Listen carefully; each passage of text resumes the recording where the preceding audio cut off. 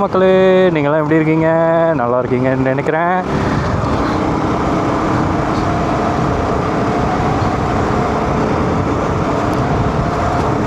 நிறைய பேர் வந்து டீசல் புல்லட் ஃபேன்ஸ்லாம் இருப்பீங்க. ஸோ அவங்களுக்குலாம் வந்து இந்த வீடியோ கொஞ்சம் ஏமாற்றமாக தான் இருக்கும். ஸோ இந்த வீடியோவில் வந்து நம்ம என்னோடய RS 200 பைக்கை வந்து பார்க்க போகிறோம். இப்போ அந்த வண்டியில் தான் நம்ம போயிட்டுருக்கோம். ஸோ இந்த வண்டியை பற்றி தான் நான் வந்து இந்த வீடியோவில் வந்து நம்ம பேச போகிறோம். ஸோ எனக்கு வந்து பார்த்திங்கன்னா காலேஜ் முடித்ததுலேருந்தே எனக்கு வந்து ஒரு ரேஸ் வண்டி மாதிரி வாங்கணும்னு சொல்லிட்டு எனக்கு வந்து ரொம்ப நாள் ஆசை. ஸோ அது பார்த்திங்கன்னா வந்து எனக்கு ஃபுல் ஃப்ளேரிங் பைக்கு அதுதான் வந்து ரேஸ் வண்டி மாதிரி இருக்கும். ஸோ அதுதான் வந்து அப்போவே வாங்கணும்னு ஆசை. வேலைக்கு சேர்ந்து ஒரு 3 வருஷம் கழித்து தான் இங்கே நான் வண்டியை வாங்கினேன். அது வரைக்கும் நான் வந்து பஜாஜ் பல்சர் தான் யூஸ் பண்ணிகிட்டு இருந்தேன். அது எங்கள் அப்பாவோட வண்டி. வேலைக்கு போய் 3 வருஷம் கழித்து பார்த்திங்கன்னா 2009 அப்போ தான் பார்த்திங்கன்னா R15 வந்து லான்ச் பண்ணுறாங்க. R15 பார்த்தோன்னா ரொம்ப பிடிச்சி போச்சு. ஸோ அந்த வண்டி வாங்கணும்னு பார்த்திங்கன்னா அப்போவே வந்து 1 லட்சம் தாண்டி 1,20,000 என்னமோ இருந்தது. ஸோ வந்து என்னால் அந்த வண்டியை வந்து அப்போது வாங்க முடியல. ஆனால் ரொம்ப ஆசையாக இருந்ததுங்க, வாங்கணும் அப்படின்னு சொல்லிட்டு எனக்கு ரொம்ப பிடிச்சிருந்தது. ஆனால் வாங்க முடியல. அதுக்கப்புறம் பார்த்திங்கன்னா அதே வருஷத்தில் வந்து ஃபேஸர் வாங்கினேன். ஃபேஸர் பார்த்திங்கன்னா ஹாஃப் ஃப்ளேரிங் இருக்கும், பாதி ஃப்ளேரிங் மட்டும் இருக்கும். ஆனால் அதுவும் லுக்கு வைஸ் எல்லாமே நல்லாயிருக்கும். ஆனால் R15 மாதிரி பிக்கப்லாம் இருக்காதுங்க, நார்மலாக தான் இருக்கும். ஏன் நம்ம வந்து நம்ம கனவை வாங்கக்கூடாது அப்படின்னு சொல்லிட்டு R15 போய் பார்த்தேங்க. R15 வெர்ஷன் 2 வெர்ஷன் 3 எல்லாமே செகண்ட்ஸில் தான் பார்த்தேன். அதில் உட்காந்து பார்க்கும்போது ரொம்ப முன்னாடி சாஞ்சு உட்கார்ற மாதிரி இருந்தது. எனக்கு வந்து கொஞ்சம் முதுகு வலிக்கிற மாதிரி இருந்தது. நான் ஒரு 5 கிலோமீட்டர் ஓட்டியிருப்பேன், ஆனால் முதுகு வலிக்கிற மாதிரி இருந்தது. அது அந்த வண்டியா இல்லை என்னன்னு தெரியல. நம்மளோட இன்டென்ஷன் என்னென்னா நம்ம வந்து நிறைய லாங் போனோம், ஒரு லாங் போகிறதுக்காக ஒரு வண்டி வாங்கணும் அப்படின்னு சொல்லிட்டு தான் நம்ம யோசித்தோம். ஸோ அது பார்த்திங்கன்னா இந்த பல்சர் RS 200 வந்து பயங்கரமாக வந்து செட் ஆச்சுங்க எனக்கு. இந்த சீட்டிங் பொசிஷரே பார்த்திங்கன்னா நம்ம ரொம்ப ஒன்றும் லீன் பண்ணவே தேவையில்லைங்க, அப்படியே வந்து உட்காந்து ஓட்டுற மாதிரி தான் இருக்கும். அந்த வலி கொஞ்சம் கம்மியாக இருந்தது. நான் ஃபுல்லாக அரெஸ்ட் ஆகிடுச்சின்னு நான் சொல்ல முடியாது. R15 இருந்த வலி வந்து இந்த இடத்துல அந்த அளவுக்கு தெரியல, ஆனால் வலி இருக்கும், கொஞ்சம் இருந்தது. ஸோ இது வந்து யூடியூப்லலாம் நிறைய வீடியோஸ்லாம் பார்த்துருந்தேன். யூடியூப்பில் ஃபேமஸான ஒரு லோ பட்ஜெட் வீடியோலாம் போட்டுட்ருப்பார், நீங்களே பார்த்துருப்பீங்க. ஆர்காட் சைடில், நான் பேர் சொல்ல விரும்பலை. அவர்கிட்ட தான் வாங்கணும் அப்படின்னு சொல்லிட்டு அவர் நிறைய வண்டிலாம் போட்டிருந்தார். நம்மளுக்கு வந்து NS 200 RS 200 எது வாங்கலாம்னு யோசிச்சிட்டே இருக்கும்போது எனக்கு வந்து ஃபுல் ஃப்ளேரிங்கே போயிடலாம் அப்படின்னு சொல்லிட்டு, ஏன்னா அந்த வண்டி தான் நம்ம இது வரைக்கும் யூஸ் பண்ணதே இல்லை. சரி, ஃபுல் ஃப்ளேரிங் ஒன்று வாங்கிடலாம் அப்படின்னு சொல்லிட்டு RS 200 தான் முடிவு பண்ணிட்டேன். ஸோ 2-3 வண்டி சென்னையிலே வந்து போய் பார்த்தேன். எல்லாமே ரேட்டு ரொம்ப அதிகமாக இருந்தது, 1,30,000 அந்த மாதிரிலாம் இருந்தது. சிலதெல்லாம் பார்த்திங்கன்னா வந்து உங்களுக்கு ரேட் வந்து ஓரளவுக்கு கம்மியாக இருந்தாலுமே நிறைய உடஞ்சி கிடஞ்செல்லாம் இருந்தது. சரின்னு சொல்லிட்டு நம்ம ஏதாவது வாங்கலாமேன்னு சொல்லிட்டு யூடியூப்பில் பார்த்துட்டே இருக்கும்போது சரி இவரோட வீடியோ ஒன்று பார்த்தேன். இந்த மாதிரி இந்த வண்டி வந்து போட்டிருந்தார், 1,10,000 ரேட் போட்டிருந்தார், நெகோஷியபிள்னு சொல்லியிருந்தார். அவரோட நிறைய வீடியோஸ்லாம் பார்க்கும்போது எல்லாருமே நல்லபடியாக தான் கமெண்ட்ஸ்லாம் போட்டிருந்தாங்க. சரி ஓகே, நல்லா தான் இருக்கும் அப்படின்னு சொல்லிட்டு நம்ம வாங்கிடலாம் அப்படின்னு சொல்லிட்டு பிளான் பண்ணோம்.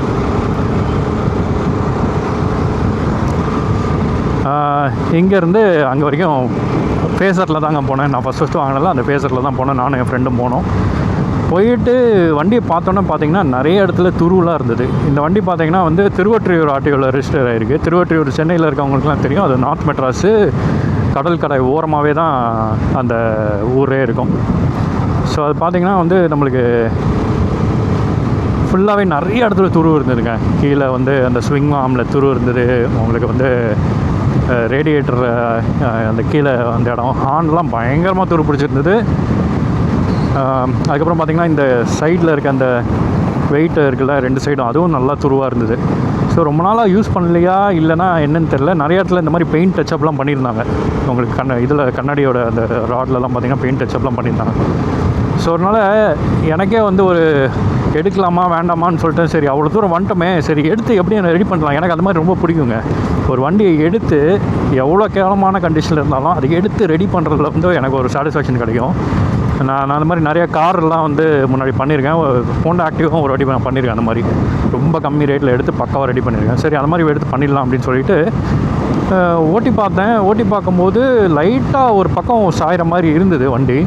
சரி ஏதாவது சின்ன வேலையாக தான் இருக்கும், இல்லை ஹேண்டில் பார் ஏதாவது போயிருக்கோம் அப்படின்னு சொல்லிட்டு நான் வந்து சரி ஓகே வாங்கிட்டு வந்துடலான்னு சொல்லிட்டு நெகோஷியேட் பண்ணி ஒரு 95,000க்கு அவர் கொடுத்தாரு. ஒரு 15,000 கம்மி பண்ணார். வாங்கிட்டு வந்தாச்சு. வந்ததுக்கப்புறம் தான் தெரியுது, வரும்போதே தெரிஞ்சுது நிறைய இடத்துல வைப்ரேஷன் சவுண்ட்லாம் கேட்குது. அதுக்கப்புறம் பிரேக் பிடிக்கும்போது பிரேக் லாக் ஆகுதுங்க. அதுக்கப்புறம் ரொம்ப தூரம் ஓட்டிகிட்டு வந்தால் எனக்கு வந்து இந்த ரைட் ஹேண்ட் சைடு வந்து மரத்தே போயிடுது. ஸோ இது எதனாலன்னு ஒன்றுமே புரியல. அதுக்கப்புறம் நிறைய பேனல்ஸ்லாம் உடஞ்சிருந்தது. சில பேனல்ஸ்லலாம் பார்த்திங்கன்னா ஸ்டிக்கர் போட்டு ஒயிட் ஸ்டிக்கர் போட்டு ஒட்டியிருந்தாங்க. ஸோ நம்ம வந்து ஏமாந்துட்டோமோ அப்படின்னு சொல்லிட்டு அப்படியே தோணுச்சு. ஸோ அதனால் நீங்கள் ஒரு செகண்ட் ஹேண்ட் வண்டி வாங்க போனீங்கன்னா என்ன தான் வண்டியை பற்றி உங்களுக்கு தெரிஞ்சிருந்தாலுமே ஒரு மெக்கானிக்கை கூட்டிகிட்டு போய் வாங்கி நெகோஷியேட் பண்ணியிருக்கலாம். நான் இன்னும் கூட கம்மி தான் நெகோஷியேட் பண்ணியிருக்கலாம். ஆனால் என்ஜின் மட்டும் நல்ல கண்டிஷனாக தான் அங்கே இருக்குது. ஸோ அதுதான் ஒரே நல்ல விஷயம் இந்த வண்டியில். அதுக்கப்புறம் பார்த்திங்கன்னா வந்து நான் ஃப்ரண்ட்டு பிரேக்கு டிஸ்க் பிரேக்கு கேலிபரை வந்து மாற்றுற மாதிரி ஆகிடுச்சு. சுத்தமாக பிரேக்கெல்லாம் ஃபுல்லாக ஜாம் ஆகிறதுனால அதை கேலிபரை மாற்றினேன். அப்புறம் ஏபிஎஸ் வந்து ஒர்க் பண்ணேன் முன்னாடி. அந்த பிளேட்ஸ்லாம் வந்து திரும்பி எடுத்து அதை வந்து திரும்பி போடுற மாதிரி இருந்தது. அதுக்கப்புறம் பார்த்திங்கன்னா கிளச் பிளேட்டு போயிடுச்சு. அதுக்கப்புறம் பார்த்திங்கன்னா இது செயின் ஸ்ப்ராக்கெட்டும் வந்து போயிடுச்சு. செயின் ஸ்ப்ராக்கெட்டும் கிட்டத்தட்ட நான் ஒரு 25,000 செலவு பண்ணுற மாதிரி ஆயிடுச்சுங்க. அதுக்கப்புறம் நிறைய பேனல்ஸ்லாம் பார்த்திங்கன்னா வந்து ஏற்கனவே உடஞ்சி தான் இருந்திருக்கு. அதை வந்து இவங்களே வந்து செகண்ட் ஹேண்டில் வாங்கி மாற்றிருக்காங்க. இந்த வண்டி பார்த்திங்கன்னா 2020 மாடலு, BS4ங்க. இது BS4 கடைசியாக வந்து 2020 மாடல் இதுதான். ஸோ 2020 ஜூன்லேருந்து பார்த்திங்கன்னா எனக்கு தெரிஞ்சு BS6 வந்துருச்சுன்னு நினைக்கிறேன். இதுதான் BS4. அதனால் வந்து உங்களுக்கு இது கட்டே ஆகாது. ஸ்பீடு வந்து உங்களுக்கு கட்டே ஆகாது, போயிட்டே தான் இருக்கும். நீங்கள் எவ்வளோ மேக்ஸ் ஸ்பீடு வேணால் போகலாம். ஸோ இந்த வண்டி அதுக்கப்புறம் நான் என்னெல்லாம் பண்ணேன்னா 2 டயரை மாற்றிட்டேன். 2 டயரும் வந்து மோசமான கண்டிஷனில் இருந்தது. 2 டயரை மட்டும் எப்போவுமே நான் காம்ப்ரமைஸ் பண்ணவே மாட்டேன். கம்மியாக இருந்தாலும் சரி, ரொம்ப ஓரளவுக்கு 50% சேஞ்சஸ்னால் டக்குன்னு மாற்றிடுவேன். அதுக்கப்புறம் பார்த்திங்கன்னா ஹேண்டில் பாரில் வந்து இந்த இடம் ஃபுல்லாக வளைஞ்சிருந்தது. ஸோ எங்கேயோ கீழே போட்டிருக்காங்க, அதில் வளைஞ்சிருந்தது. அதுக்கப்புறம் ஃபோக்கில் பெண்ட் இருந்தது. டீ ஸ்டெம்மை வந்து மாற்றுற மாதிரி இருந்தது. ஸோ இதெல்லாம் மாற்றி எனக்கு வந்து 25,000 வந்து செலவாயிடுச்சுங்க. ஸோ இப்போது நம்ம வந்து இன்னும் கொஞ்சம் ஒரு 10,000 நெகோஷியேட் பண்ணியிருந்தாங்கன்னா ஒரு அளவுக்கு நம்ம சாட்டிஸ்ஃபேக்ஷனாக இருந்திருக்கலாம். ஸோ இந்த வண்டி பார்த்திங்கன்னா வாங்கி நம்ம கிட்டத்தட்ட ஒரு 120 அந்த ரேஞ்சுக்கு ஆகிடுச்சு. ஸோ நம்ம சென்னையிலே நிறையா வண்டி அந்த 120 130 பார்த்தோம். ஸோ அதெல்லாம் இன்னும் கொஞ்சம் பெட்டராக இருந்திருக்குமோன்னு வந்து கடைசியில் எனக்கு தோணுச்சு. ஸோ நீங்கள் வாங்கும்போது வந்து கொஞ்சம் கேர்ஃபுல்லாக வாங்குங்க. ஆனால் இந்த பல்சர் RS200 பொறுத்த வரைக்கும், இந்த பஜாஜை பொறுத்த வரைக்குமே பார்த்திங்கன்னா பார்ட்ஸ்லாம் வந்து ரொம்ப சீப்புங்க, ஈஸியாக கிடைக்குதுங்க. நீங்கள் வந்து இப்போ நான் வந்து ஜெய் ஆட்டோ சானிட்டோரியமில் தாம்பரத்தில் இருக்குது. ஸோ அங்கே போனீங்கன்னா எனக்கு எல்லாமே கிடச்சிருது, எல்லா பார்ட்ஸும். இல்லை நீங்கள் ஆர்டர் போட்டு வந்தாலுமே மேக்ஸிமம் 2 டேஸில் வந்து அவங்க கொடுத்துட்றாங்க. நான் வந்து லோக்கலில் கௌரிவாக்கத்தில் ஒரு மெக்கானிக்கிட்ட தான் அங்கே விட்றேன். நல்லாவே பண்ணுறாரு. ஸோ அவர் பண்ணி ரெடி பண்ணதுக்கப்புறம் தான் இந்த வண்டியை வந்து நான் யூஸ் பண்ண ஆரம்பிச்சிருக்கேன். ஸோ இந்த வண்டி வந்து நான் டீசல் புல்லட் மாதிரி டெய்லியில் யூஸ் பண்ணுறது கிடையாது. வீக்கெண்ட்ஸு அந்த டைமில் ஏதாவது ஒரு கொஞ்சம் லாங்காக ஒரு 100 கிலோமீட்டர்ஸ் அந்த மாதிரி ஃபாஸ்ட்டாக போகணும், இல்லைனா எங்கேயாவது ஆஃபீஸ்க்கோ எதுக்கோ ஒரு மீட்டிங்க்கோ ஒரு ஃபாஸ்ட்டாக போகணும் அப்படின்னா இந்த வண்டி எடுத்துகிட்டு போகிறது. மற்றபடி நம்ம டீசல் புல்லட்டு தான் எடுத்துகிட்டு போகிறதுங்க. இந்த வண்டியை வந்து நான் ஒரு லாங் ட்ரிப் ஒன்று போயிருக்கேன். இங்கேருந்து சென்னையிலேருந்து கோயம்புத்தூருங்க. 8 ஹவர்ஸில் போயிருக்கேங்க. 90 அந்த ரேஞ்சில் தான் போனேன். ஆனால் ரொம்ப நல்லா இருந்தது. அந்த ட்ரிப்பை வந்து நான் வாழ்க்கையில் மறக்கவே மாட்டேன். சோலோ ட்ரிப்பு, அதாவது ஒரு டைமிங் ட்ரிப்பு. கரெக்டாக டைமிங்கில் வந்து கோயம்புத்தூர் போனோம். அந்த மாதிரி ஒரு இது காலையில் கிளம்பிட்டு நான் வந்து 2 மணிக்கெலாம் வந்து கோயம்புத்தூர் போய் அங்கே சாப்பிட்டுட்டு திரும்பி நைட்டு ஃப்ரெண்டு வீட்டில் தூங்கிட்டு திரும்பி அடுத்த நாள் காலையில் அப்படியே ரிட்டர்ன் வந்தேன். ஸோ அது வந்து நான் மறக்கவே முடியாது அந்த ட்ரிப்பெல்லாம். ஸோ லாங்குக்கு வந்து அந்த ட்ரிப்பில் வந்து கொஞ்சம் லைட்டாக ஷோல்டர் பெயின் இருந்தது. ஆனால் ரொம்ப நேரம் கழித்து தான் அந்த ஷோல்டர் பெயின் வந்துச்சுங்க.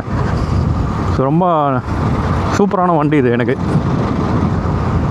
ஆனால் வாங்கும்போது ஏமாந்துட்டேன். அதுக்கப்புறம் ஆனால் ரெடி பண்ணிட்டேன். இந்த வண்டியை வந்து நான் இன்னும் நேம் ட்ரான்ஸ்ஃபர் பண்ணல. ஸோ அது வேறு ஒரு பஞ்சாயத்து இருக்குங்க.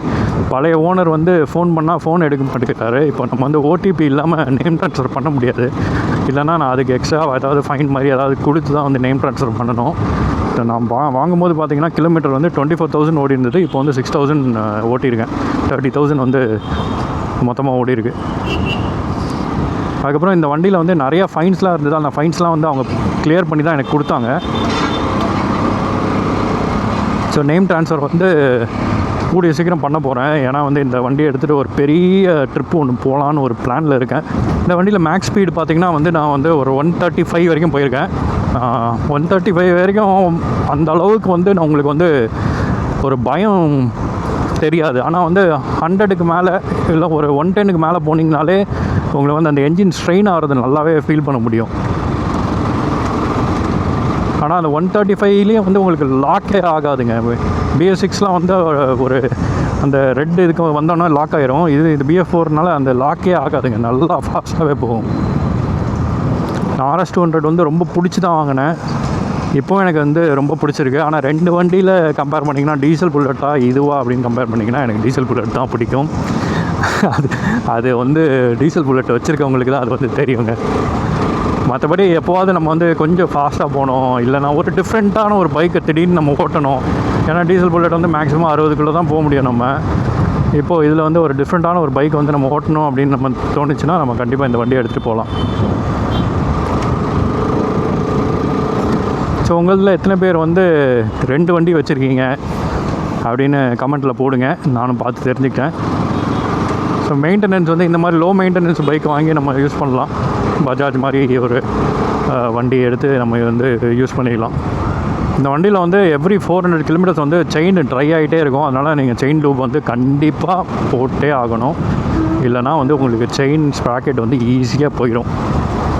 ஏன்னா பவர் இருக்கனால செயின் ஸ்ப்ராக்கெட் வந்து உங்களுக்கு வந்து ஈஸியாக போயிடுங்க. அதனால் செயின் லூப் வந்து கம்பல்சரியாக ஒரு 300 கூட நீங்கள் அடிச்சுக்கலாம் எனக்கு தெரிஞ்சு.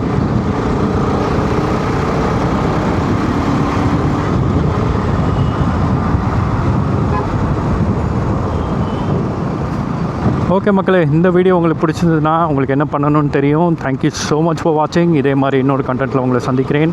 அது வரைக்கும் டாட்டா பப்பாய்.